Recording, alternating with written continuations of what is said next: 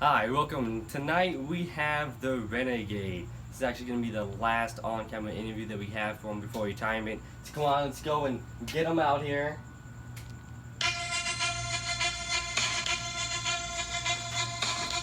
The Renegade.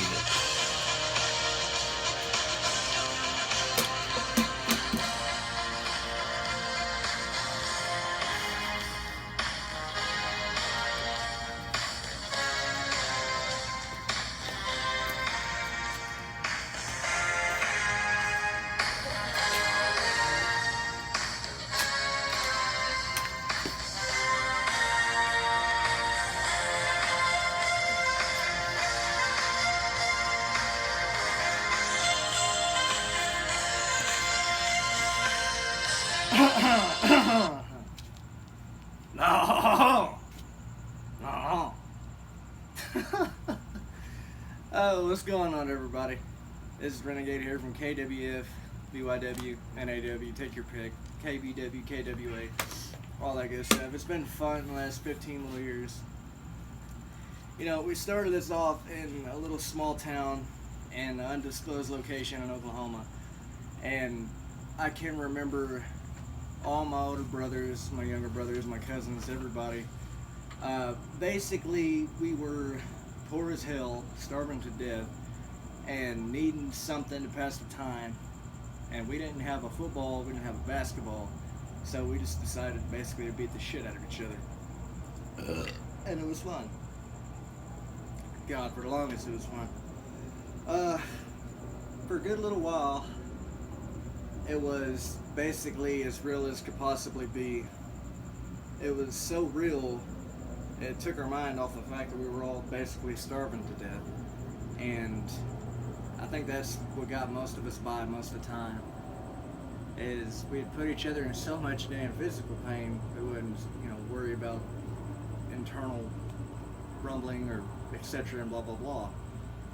But it was fun for a very long ass time, and I can remember doing it for like 10 years, and then eventually it just got so bad on us all physically we couldn't just keep beating the hell out of each other and doing 6-7 hour matches and applying submissions for like 45 minutes without a tap, so bam, we ran into the entertainment era, and thus the internet chapter was born.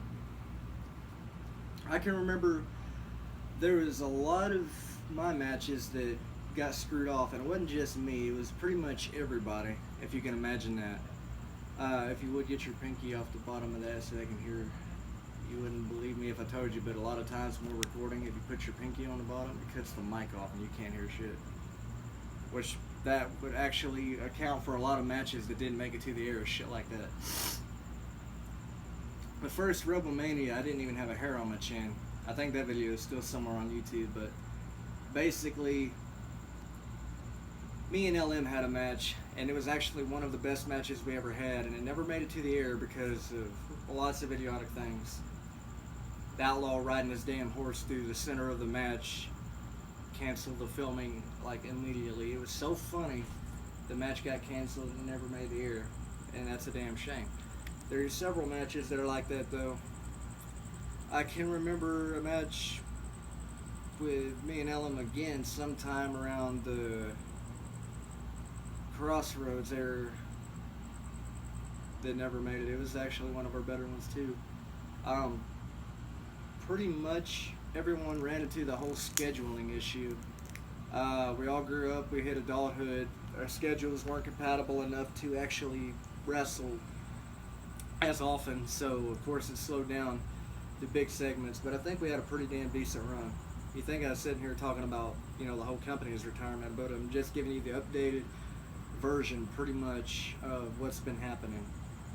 I am no longer with all my family down in Oklahoma. I've moved my ass a few states over, and this is pretty much my last affiliation video I'll be making through that organization, through that company, with those characters, with those wrestlers, with those family members, etc. blah blah blah, at least for a good little while.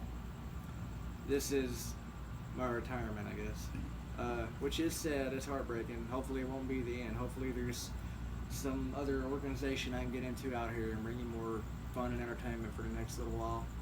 But I ain't seen nothing yet, so on that. But we're not here to talk about the future. We're here to talk about the present. We're here to talk about the past. We're here to talk about the end of an era and the beginning of a new chapter and all that good shit.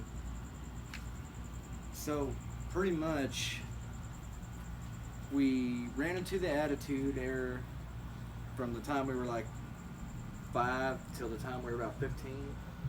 We call it the Attitude Era because it was all go, no show. And the best way to explain that was it was all physical and it hurt like a son of a bitch, but it was fun. Then we decided, well, we'll just put our shit on YouTube, you know. We'll get it out there and we'll let people see it and we'll decide if we're really any good or not, which we never actually had a whole lot of followers or anything like that. But when we're 90, we're going to be able to look back, hopefully, and that shit will still be there and we can observe it and watch it. And it was actually a very damn decent idea because we didn't have home videos growing up and all that. So this is our version of it. And, you know, family football, we had backyard wrestling, which is the shit. I've never seen a backyard wrestling company use fireworks for entrances. That was me. I've never seen entrance videos for backyard wrestlers.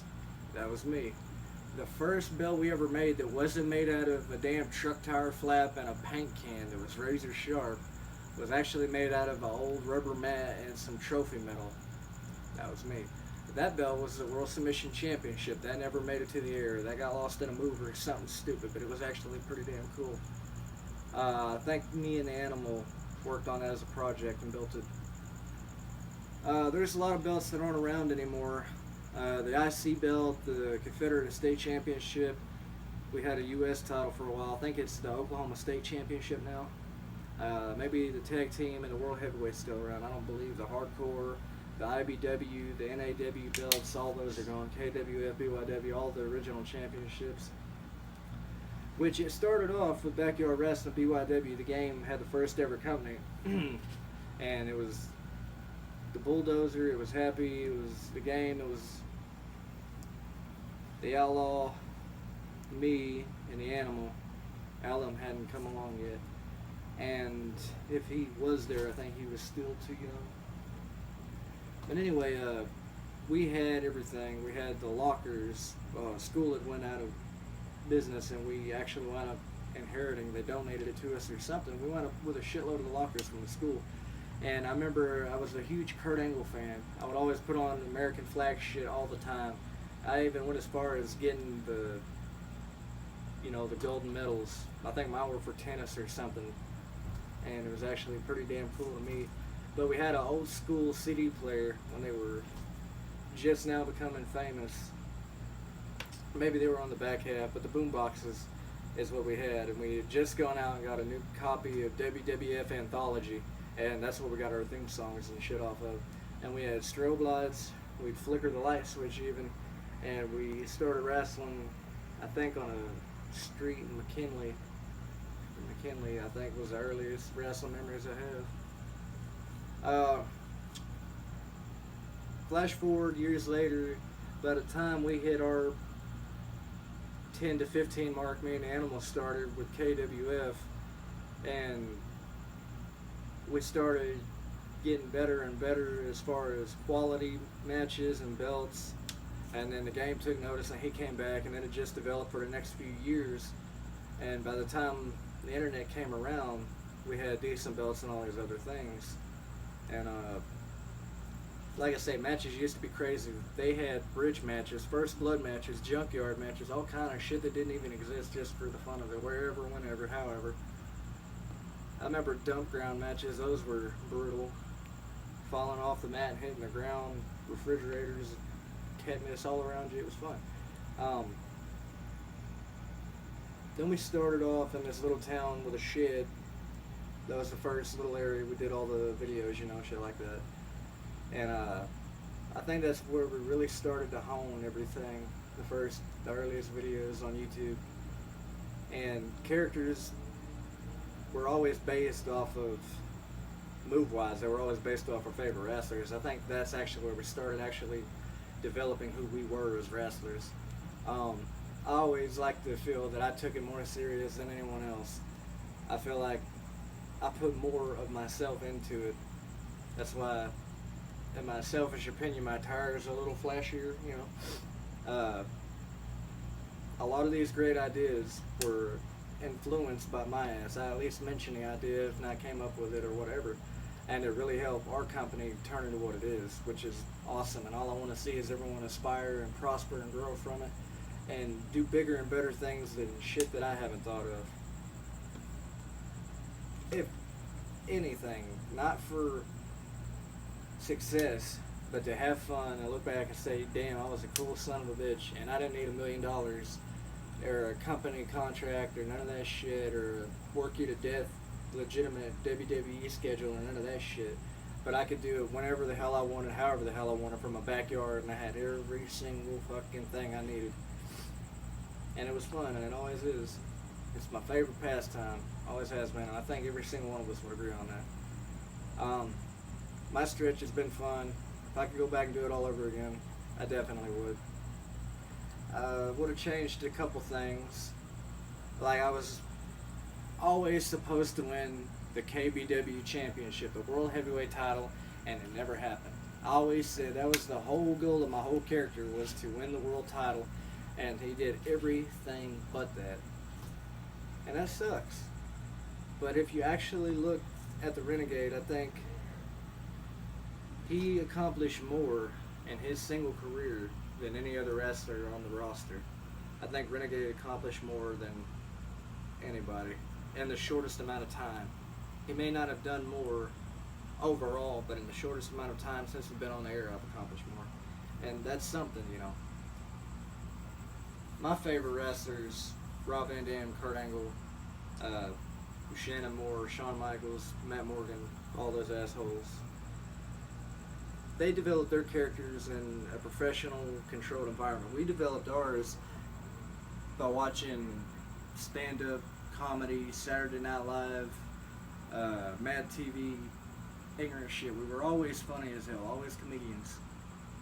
And just interacting with one another, we were funny as shit. Just the interaction, I think, really helped develop bullshit, but at the same time serious individuals. And when we came to the ring, we made a point.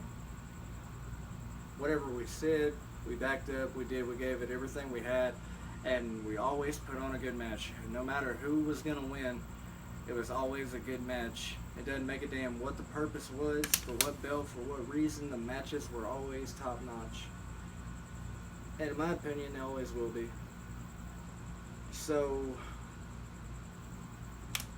hell, I wish I had someone here to talk to. I wish I had someone to help interview. I wish I had just someone to throw some random ass questions to me that I could give a little more time and effort into, you know, saying or answering or etc.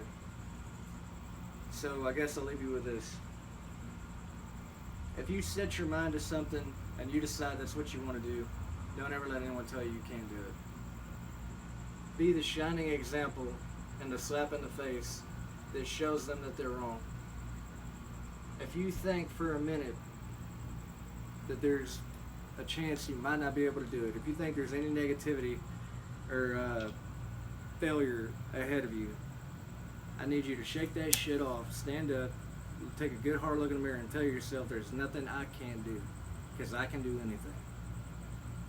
You get over every little speed bump, every little obstacle, you get through it, and when you finally get to where you said you would be, you turn around and look at all that shit, and you're a better person because of it. You let it all roll off your back. You let everyone else feel stupid for the shit that they talk and all the doubt that they had. You let them fucking just taste bitter defeat. Always get through everything. Don't ever tell yourself you can't. Failure is not an option. I'm the Renegade, and this is my retirement. Gone, not forgotten. It may not be forever. It may be, but if so, we always have the memories. We always have the videos to look back on. Just know that I love each and every one of you, and it's been fun.